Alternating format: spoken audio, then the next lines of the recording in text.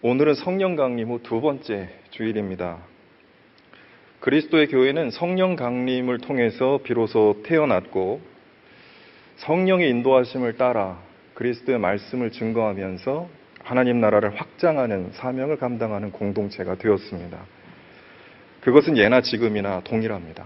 그래서 교회는 항상 성령의 공동체인 것입니다. 교회는 사람들의 모임이나 또 사람들이 세우고 운영하는 조직이 아니고 그리스도의 몸이며 또 성령의 인도하심으로 움직이는 성령의 기관이다라는 교회론을 우리가 가지고 있습니다. 교회의 머리는 그리스도이시고 그래서 교회의 주인은 하나님이십니다. 목사를 비롯한 교회의 직분자들 또 당회나 교회 기관은 성령께서 그리스도의 말씀을 가르치시면서 하나님 뜻을 이루어가기 위한 선한 도구이지 그들이 주체가 아닙니다. 그러므로 사람이 교회 주인이 되어서는 안 되고 또 사람의 목소리가 또 사람의 뜻이 성령을 넘어서도 안 되고 또 교회를 지배하거나 교회를 다스려서도 안 된다라는 것이 건강한 교회의 그런 믿음입니다. 우리 모두가 머리 대신 예수 그리스도의 가르침을 따라서 성령의 인도하심에 순종할 때에 그런 교회야말로 가장 아름답고 온전한 교회가 아닐까 믿습니다. 내 뜻대로 움직이는 교회가 아니라 성령의 인도하심에 순종하는 교회. 그것이 사도행전에서 초대교회가 보여준 교회의 모습이고 오늘 우리가 본받아야 할 교회의 진정한 모습이라 생각합니다. 요즘 한국 교회에는 선교적 교회라는 말이 유행하고 있습니다. 여러분들 한 번쯤은 들어보셨을 말이라고 생각합니다. 급속한 성장 후에 침체와 위기를 겪고 있는 한국 교회가 이 교회의 본질과 본연의 사명 회복을 위해서 추구해야 할 새로운 교회론으로 강조되고 있는 것이 바로 선교적 교회론입니다. 선교적 교회는 단순히 선교를 많이 하는 교회가 아닙니다. 또 선교를 무엇보다 중요하게 여기는 교회라는 그런 뜻은 아닙니다. 그동안 한국교회는 해외 선교, 농촌 선교, 사회 선교, 학원 선교 망라하여서 열심히 선교해 왔습니다. 그래서 미국 교회 다음으로 해외 선교사를 많이 파송하는 그런 교회가 되었고 이러한 적극적인 선교의 결과로 교회도 부흥하고 국내외에서 많은 신자들이 생겨난 것도 사실입니다.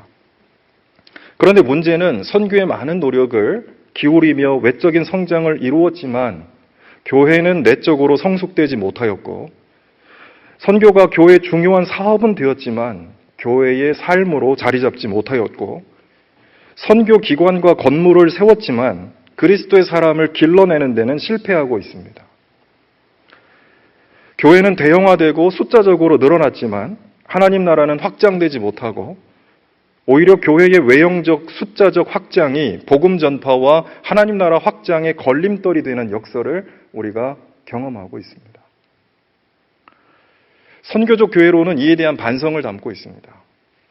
선교를 외적인 형식에서 내적인 본질로 사업과 행사가 아니라 일상의 삶으로 돈을 들여 건물과 기관을 세우는 것이 아니라 삶을 들여 사람과 사회를 변화시키는 사명으로 교회의 선교기관을 교회와 선교기관을 확장하는 것이 아니라 세상 속에서 하나님 나라를 이루어가는 목적으로 교회의 체질을 변화시켜야 한다는 것에 핵심이 있습니다. 선교적 교회로는 한마디로 Church as Mission입니다. Church as Mission. 곧 교회 본질은 그리스도의 증인으로 살아가면서 하나님 나라를 확장하는 선교적 삶에 있다라는 것입니다. 교회를 부흥시키기 위해서 선교하는 것이 아니라 선교적 사명을 위해서 교회가 존재한다고 믿는 것이 선교적 교회론입니다.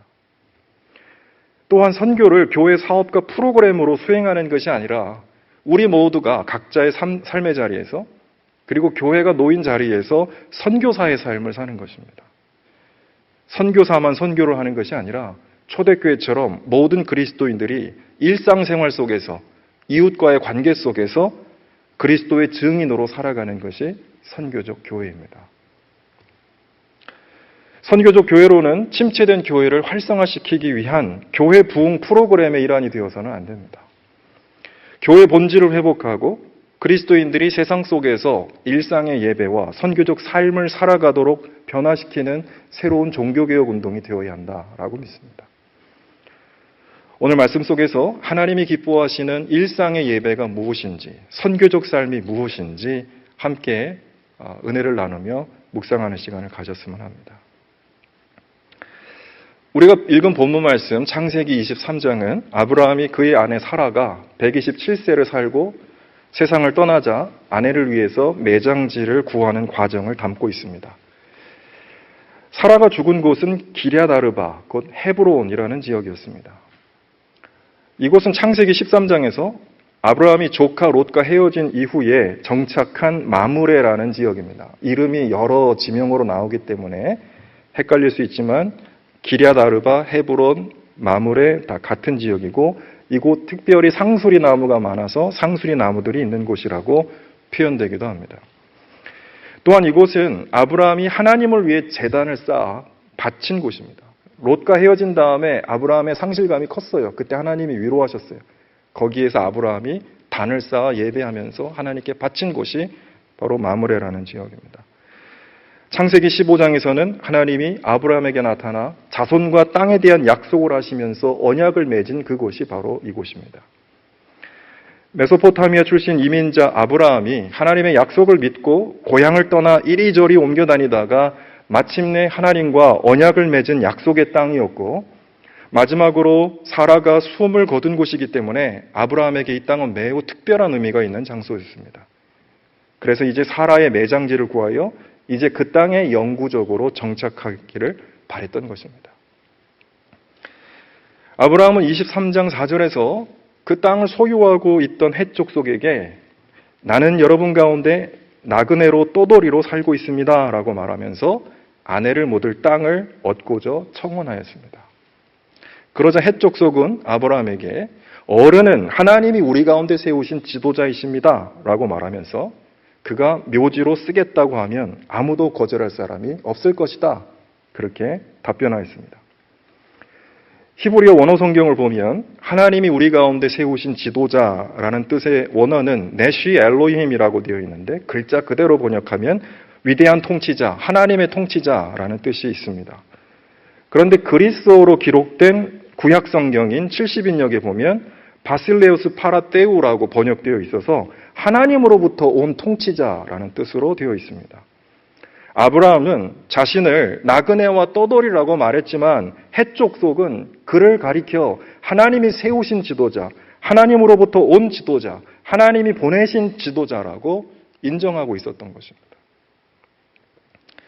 나그네와 떠돌이였던 이방인 아브라함, 그 사람이 그 지역 사람들과 주류 사회에서 하나님이 세우신 지도자, 하나님이 보내신 지도자라는 평가를 받았다라는 것은 그가 지금까지 어떻게 살아왔는지를 보여주는 대목이라고 할 수 있겠습니다. 사실 아브라함이 탁월한 지도력과 능력을 발휘했던 것도 사실입니다. 창세기 14장을 보면 그곳에 있었던 그가 살던 지역에서 인근 왕들 사이에 전쟁이 일어났을 때 소돔에 살고 있었던 아브라함의 조카 롯이 포로로 잡혀가고 재산까지 빼앗기는 일이 일어났습니다. 그러자 아브라함은 자신이 훈련시킨 사병 318명을 데리고 적들을 쳐부수고 자신의 조카 롯과 그의 재산을 되찾았을 뿐만 아니라 자신이 살고 있는 지역 사람들에게 나누어 줄 목까지 확보하여서 사람들에게 신망을 얻게 되었습니다. 대단한 사람이구나, 이런 평가를 받게 되는 결정적 계기가 되었던 것입니다. 그런데 이상한 것은 사람들은 그의 능력과 위대함을 찬양하기보다 언제나 그와 함께하는 하나님을 찬양하였다라는 사실입니다. 위대한 사람이고 능력 있는 사람인데 그 사람의 능력을 칭찬하기보다는 그가 믿는 하나님을 높였다라는 것이죠. 하나님을 믿지 않는 사람들이요. 창세기 21장 22절에는 하나님은 당신이 무슨 일을 하든지 당신을 도우십니다 라고 그가 잠시 머물던 그랄의 왕 아비멜렉이 말하였습니다. 하나님은 당신이 무엇을 하든지 당신을 도우십니다 라고 하나님을 알지 못하는 그랄 땅 아비멜렉 왕이 말하였던 것입니다. 그리고 오늘 우리가 읽은 본문 말씀의 헷 족속도 아브라함을 가리켜서 하나님이 세우신 지도자라고 말했습니다. 왜 그랬을까요? 그가 늘 하나님 말씀에 순종하고 하나님을 전적으로 신뢰하는 믿음 안에서 살았기 때문입니다. 여러분 성경을 보시면 아시겠지만 아브라함은 가는 곳마다 제단을 쌓아 하나님 앞에 예배하는 삶을 살았습니다. 하나님과 언약을 맺고 약속에 대한 믿음을 가지고 살았습니다. 그리고 하나님께서 언약의 백성이라는 표징으로 그와 자손에게 할례를 명하셨을 때 그 아픈 할례를 온전히 수행하였습니다. 클라이맥스는 22장에서 100세에 얻은 아들을 하나님이 바치라고 하실 때 아무런 말 없이 묵묵하게 모리아산으로 아들을 데리고 나아갔던 사람입니다. 하나님을 전적으로 믿고 말씀에 온전히 순종하는 삶을 살았기 때문에 그의 주변 사람들이 그 모습을 다 지켜보고 그를 인정하게 된 것입니다. 물론 아브라함도 사람이었고 완벽한 사람은 아니었기 때문에 실수도 많았고 간혹 주위 사람들과 갈등하는 모습이 성경에 기록되기도 합니다. 그러나 그때마다 그는 하나님의 말씀을 듣고 회개하고 자신의 삶을 추스리고 회복시켜서 다시 하나님의 약속을 따르는 삶으로 나아갔던 모습을 지켜보게 됩니다. 실수하는 것이 중요한 게 아니고 실수한 다음에 어떻게 하는가가 중요한데 아브라함은 회개하고 자신의 삶을 말씀으로 회복시켜 나갔다라는 겁니다. 그래서 사람들은 그가 위대해서가 아니라 그가 믿고 따르는 하나님이 그를 위대하게 하신다라고 증언했던 것입니다. 저 사람 참 훌륭한데 저 사람이 위대해서 위대한 것이 아니라 저 사람을 위대하게 하신 하나님을 찬양했다라는 것이죠. 이것이야말로 하나님의 증인으로 세상 속에 살아가는 선교적 삶의 모습이 아니겠습니까? 세상 사람들로 하여금 하나님을 인정하게 하는 삶, 그런 삶이야말로 우리 교회가 살아야 될 선교적 삶이 아니겠냐라는 것입니다. 자신을 하나님이 세우신 지도자라고 인정하는 해족속에 대한 아브라함의 자세를 보면 특별한 것이 있습니다. 그는 자신의 권위를 인정하는 사람들 앞에서 말할 때에 군림하거나 특혜를 바라지 않았고 오늘 성경 본문을 보면 오히려 큰 절을 하면서 겸손하게 그들을 존중하고 섬기는 자세를 취했습니다. 또한 아무 땅이나 좋은 곳을 골라 매장지로 사용하라는 사람들의 말에도 불구하고 그 땅을 꼭 값을 치르고 사겠다라고 말합니다. 소알의 아들 에브론이 소유한 땅을 내정하고 사람들 앞에서 그 땅을 사겠다고 아브라함이 간청하였고 무상으로 주겠다는 땅 주인의 제안을 완곡하게 거절하고 반드시 그 땅값을 치르겠다라고 하였습니다. 에브론도 아브라함에게 돈을 받고 땅을 파는 것이 영 마뜩하지 않았습니다. 어떤 땅이든지 아낌없이 다 내어주어야 한다. 이것이 지역사회 여론이었는데 자기 땅을 돈 받고 파는 그런 모습을 보인다면 그런 것이 자신에게는 꺼림칙한 일이었기 때문에 그 땅을 무상으로 제공하기를 원했던 것이죠. 그러나 아브라함은 돈 주고 사지 않으면 그 땅에 묻을 수가 없다라고 고집하면서 끝내 돈을 주고 그 땅을 사겠다라고 말했던 것입니다. 그래서 옥신각신하는 그런 과정이 오늘 우리가 읽은 본문에 나와 있습니다. 아브라함에게는 돈을 주고 땅을 사는 것이 매우 중요한 절차였습니다. 왜 그랬을까요? 만약에 그 땅을 거저받으면 언제든지 다시 돌려주어야 할 문제가 생기게 됩니다. 또 특혜로 그 땅을 싼 값에 사면 나중에 언제든지 시비거리가 될 수도 있을 것입니다. 그래서 정당한 값을 치르고 그 땅을 완전하게 사야 되는 것이 아브라함에게 중요한 일이었습니다. 그래서 9절의 말처럼 반드시 값을 넉넉하게 쳐서 영어에는 full price라고 되어 있습니다. 그 값을 충분히 쳐서 그 땅과 굴을 정정당당하게 사서 매장지를 확보하는 것이 아브라함에게는 무엇보다도 중요한 일이었습니다. 그래서 거저 가져라, 원하는 대로 아무거나 가져라 라고 말하는 사람들 앞에서 끝내 값을 다 치르고 사겠다라고 말을 했던 것이죠. 아브라함의 강력한 의지에 못 이겨서 결국 땅 주인은 땅의 시세가 은 400세겔이라는 것을 실토했습니다. 그냥 주겠다고 했는데 계속 고집을 부리니까 은 400세겔인데 제가 그걸 어떻게 받을 수가 있겠습니까? 이렇게 말을 했던 것이고 아브라함은 그 자리에서 사람들이 많이 있는 자리에서 정당하게 그 400세겔을 쳐주고 그 땅을 사들였습니다. 그래서 그 땅이 아브라함의 소유가 되었고 마침내 사라를 그곳에 묻을 수가 있게 된 것입니다. 여러분, 이 땅이 왜 중요할까요? 이후 그 땅은 아브라함이 묻힌 땅이 되었습니다. 이삭과 그의 아내 리브가가 묻혔고 야곱과 그의 아내 레아가 묻히는 이스라엘 선조들의 묘실이 되었습니다. 또한 그것은 하나님이 아브라함과 이삭과 야곱에게 약속하신 땅의 근원지가 되었습니다. 땅을 주겠다라고 했을 때 그 근원지가 바로 이 땅으로부터 출발하는 것입니다. 모세가 출애굽하여 나아가고자 했던 약속의 땅이 바로 이곳입니다. 여호수아가 가나안 땅을 정복해서 대제사장 아론의 자손들에게 준 땅이 바로 이곳입니다. 이후 갈렙이 이 산지를 내게 주소서 외치며 나아가서 차지한 땅이 바로 이곳입니다. 다윗이 이스라엘의 왕으로 기름 부음 받고 유다 왕국을 시작해서 이스라엘 통일 왕국의 기초가 된 땅이 바로 이 땅 헤브론이었습니다. 아브라함의 행동은 최근 신도시 건설 특혜를 이용해서 큰 이권을 얻으려고 한 공기업 직원들의 모럴 해저드하고는 거리가 너무나도 먼 신앙인의 삶의 방식입니다. 공무원 특혜를 활용해서 부동산 이익을 챙기는 재테크와는 상반된 신앙인의 삶의 방식입니다. 재개발 지역에서 끝까지 버티며 땅값과 보상금을 얻어내려고 몸싸움을 마다하지 않는 극단적인 일부 교회의 행태와는 거리가 너무나 먼 방식이고, 토지개발 정보를 적극 활용해서 땅 투자를 해가지고 보상금을 받아서 교회 수익을 늘리고 그것을 간증하면서 자랑하는 일부 교회와 목회자들의 모습과는 극명한 대비를 이룹니다. 물론 어떤 목사님은 보상금을 받았을 때 그 이익금 전부를 사회에 환원한 모습도 있었습니다.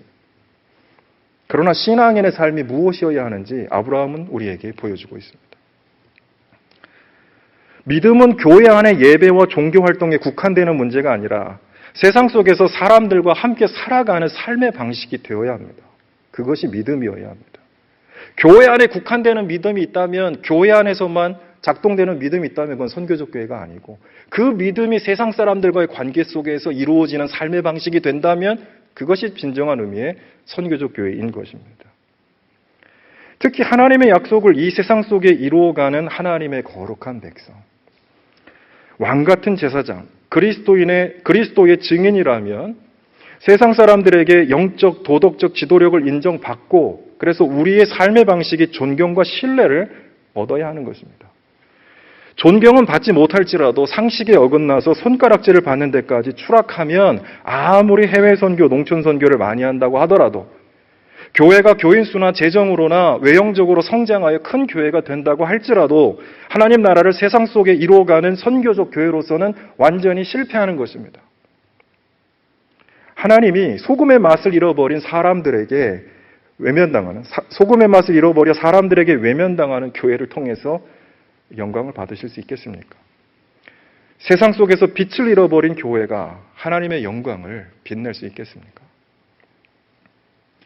하나님의 약속은 하나님 말씀에 순종하여 자신을 돌아보고, 그래서 세상에서 겸손하고 신실하게 살아가는 삶 속에서 온전히 이루어진다는 것을 아브라함을 통해 우리는 다시 한번 확인해야 합니다. 신약 본문에서 예수님은 우물가에서 만난 사마리아 여인과 이야기를 나누십니다. 여인은 예수님과의 만남을 통해 충격과 감동을 받습니다. 첫 번째, 유대인 남자가 사마리아 여인에게 이야기를 건네는 일은 매우 낯선 행동이었습니다.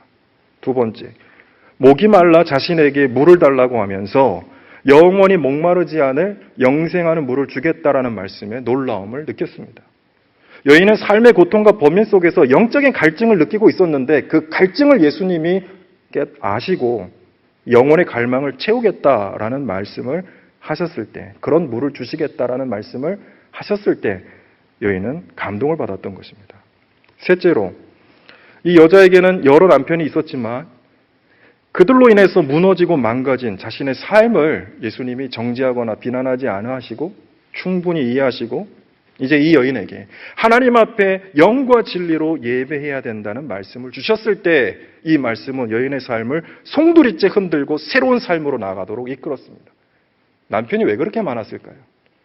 남자에게 의존하지 않으면 살 수 없었던 고대 사회에서 이 여인은 뭔가 의존할 대상이 필요했던 것입니다. 그러나 그 남편들은 철저히 이 여인을 힘들게 하고 고통스럽게 하였죠. 이제 예수님은 온전히 의지해야 할 대상으로 하나님께 드릴 진정한 예배, 영적인 예배를 권면하고 있었던 것입니다. 여기서 이 여인의 삶이 송두리째 변했던 것입니다. 여인이 예수님을 만나서 받은 감동, 이 충격적인 감동은 예수님에 대한 호칭의 변화에서 읽을 수 있습니다. 처음에는 예수님을 선생님이라고 부르다가 자신의 남편들에 대해서 말씀하실 때에는 예언자라고 인식했고, 진정한 예배에 대해서 예수님이 말씀하실 때에는 그리스도라고 느꼈습니다. 선생님, 예언자, 그리스도. 이렇게 이 여인의 예수님에 대한 인식이 변하고 있는 것을 느끼실 수 있을 것입니다. 심지어 요한복음 4장 31절을 보면 제자들마저도 예수님을 랍비라고 부르고 있는데, 이 여인은 4장 29절에서 사마리아 사람들에게 예수님을 그리스도라고 증언하고 있습니다. 그 여인의 증언으로 인해서 많은 사마리아 사람들이 예수님을 믿었다고 요한복음은 증언하고 있습니다. 4장 42절에서 이 여인을 통해 예수를 믿은 사마리아 사람들이 이렇게 말합니다. 이제 당신의 말 때문만은 아니요, 우리가 그 말씀을 직접 들어보니까 이분은 참으로 세상의 구주이심을 우리가 알았습니다 라고 사마리아 사람들이 고백하고 있습니다. 예수님처럼 사람들의 편견과 차별로 인해서 고통당하며 삶에 지친 영혼에게 다가가서 말을 건네고 하나님의 말씀으로 위로하고 하나님을 예배하는 참된 삶을 나눌 때 그 사람이 하나님의 백성으로 회복된다라는 것을 성경은 우리에게 증언하고 있습니다. 예수님처럼 그렇게 삶에 지친 사람들에게 다가가서 하나님의 따뜻한 손길을 내밀라고 성경은 우리에게 권면하고 있는 것입니다. 수고하고 무거운 짐을 지고 살아가는 길 잃은 영혼들에게 안식과 평화를 주고 하나님 안에서 자유와 해방을 누리게 하는 것이 교회가 이 땅에서 감당해야 할 진정한 선교적 삶이 아니겠습니까? 미국 남장로회의 선교 모델로서 선교사들이 꼽은 가장 대표적인 사역, 혹시 여러분 뭔지 아십니까? 한남대학을 세운 미국 남장로회 선교사들이 자신들이 했던 여러 사역들 중에 가장 대표적인 사역이라고 꼽았던 선교, 무엇인지 혹시 아시나요? 해방 이후에는 이 한남대학교가 미국 남장로회 선교의 총화, 결정판 이렇게 말하기도 했습니다. 우리의 모든 선교가 집약된 선교의 대표적인 모델이 한남대학이다. 이렇게 선교사들이 이야기했습니다. 그러나 그 이전에, 해방 이전에 오랜 시간 동안 한국 선교의 모델이 된 사역은 바로 한센인을 섬기는 애양원이었습니다. 여수에 있는 애양원. 이것이 남장로의 선교사들이 우리 선교의 모델이다. 우리 선교의 가장 중요한 사역이다. 라고 한 목소리로 얘기했던 사역입니다. 일제에 의해서 선교사들이 강제로 추방당할 때에도 최후까지 남아서 유지하던 곳이 여수의 애양원이었고, 일제가 패망한 이후에 한국의 선교사들이 다시 들어와서 제일 먼저 재개한 사역도 애양원이었습니다. 선교가 무엇인가에 대한 모습을 가장 잘 보여주는 사역이 한센인을 섬기는 애양원 사역이었던 것입니다. 왜 그랬을까요? 한센병은 천형이라고 여겨서 하늘의 저주를 받은 질병이다. 그래서 천형이라고 여겨서 가족과 친지조차들도 외면하던 병이었습니다. 그냥 걸리면 버리는 것이 전부였던 거죠. 병들어 죽음의 목전에 둔 동료 선교사를 치료하러 목포에서 광주로 말을 타고 갔던 포사이드 선교사라는 사람이 있었습니다. 목포의 의료 선교사인데 동료 선교사 오웬이라는 분이 돌아가고 계셔서 도와달라 청을 받고 목포에서 광주로 말을 타고 가고 있었습니다. 광주 인근에서 한센병 걸려서 길에 버려진 여인을 발견합니다.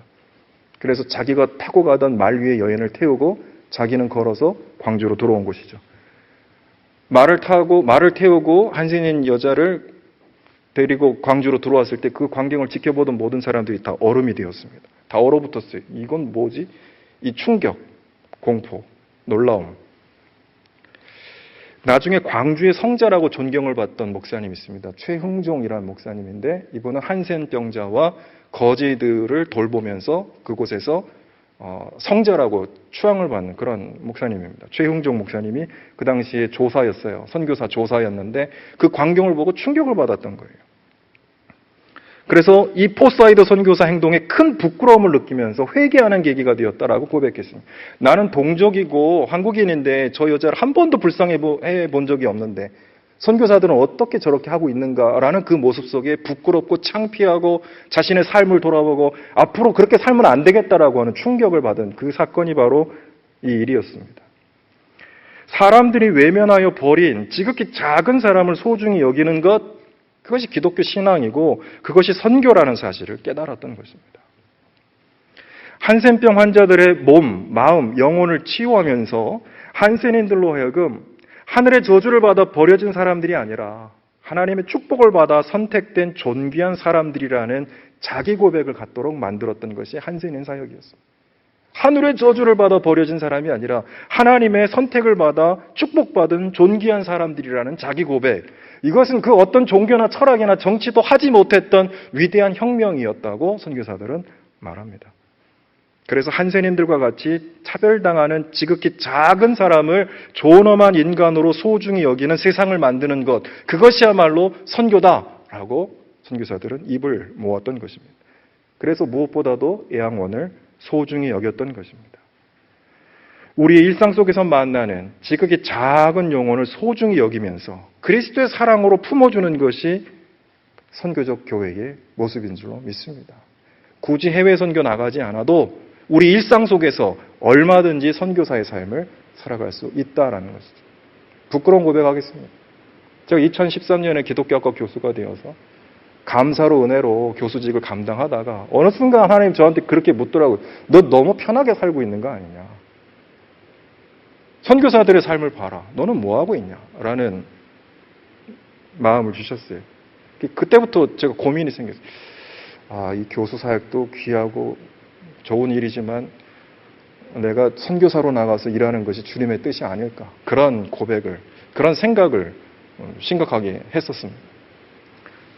그래서 제가 기도하던 중에 이제 선배 교수님께 제가 선교사로 나가는 것이 하나님 뜻이 아닐까요? 제가 너무 편하게 살고 있는 것 같습니다. 그렇게 이야기를 했더니 그 선배께서, 그 선배 교수님이 꼭 뭐 해외 선교 나가는 거 선교냐고, 학원 선교 하시라고, 학과에서, 학교에서 학원 선교 하시라고. 그것도 위대한 선교고, 그거야말로 중요한 선교고, 그런 선교 지금 제대로 안 되고 있으니 그 선교 열심히 하라고. 하나님이 부르신 뜻도 거기에 있지 않겠냐. 라고 권면해 주셨습니다. 정신이 번쩍 드는, 내가 지금 무슨 생각을 하고 있었지? 그냥 교수하려고 내가 학과에 들어왔나? 내가 교수하려고 대학에 들어왔나? 내가 선교사의 삶을 사는 것이 하나님의 뜻이 아니겠나? 그래서 보내주신 것이 아닌가? 해외 선교 나가서 선교하는 거, 선교사는 귀합니다. 그러나 선교는 선교사만 하고 우리는 그냥 헌금만 하고 그거는 선교적 교회가 아니에요.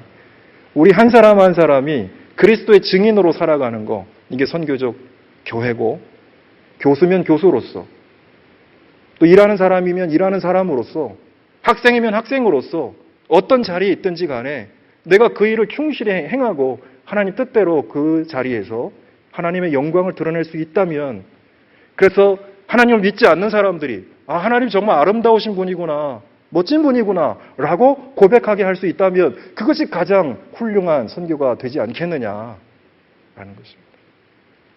사랑하는 대학교의 교우 여러분, 하나님 말씀에 순종해서 우리 일상의 삶 속에서 그리스도를 따르는 삶을 살아가는 저와 여러분 되시길 주의 이름으로 축원합니다. 그렇게 될 때 하나님께서 우리를 통해 놀라운 구원의 역사를 이루실 것이다 라는 믿음으로 나아가는 우리 대학교의 되기를 주의 이름으로 축원합니다. 기도하시겠습니다. 사랑과 은혜가 풍성하신 하나님, 세상 한복판에서 사람들이 어떻게 보든지 간에, 나의 이익이 어떻게 되든지 간에 오직 하나님 말씀에 순종하며 살았던 아브라함을 봅니다. 하나님이 주신 약속 믿고 그 약속을 하나님의 방법으로, 하나님의 방식대로 충성되게 살아 마침내 그를 통해 하나님의 위대한 역사를 이뤄냈던, 그리고 많은 사람들에게 하나님을 증거하였던 아브라함을 봅니다. 하나님, 그러한 믿음의 방식으로 일상생활 속에서 하나님의 이름 높이며 살아가는 선교적 교회가 되게 하여 주옵소서. 우물가에서 만난 여인을 하나님의 이름으로 위로하고 하나님을 예배하는 진정한 사람으로 인도하셨던 예수님처럼 우리도 삶에 지친 영혼들을 주님께로 인도하는 선교적 교회로 살아가는 교회 되게 하여 주옵소서. 우리 주님 예수 그리스도 이름으로 기도드리옵나이다. 아멘.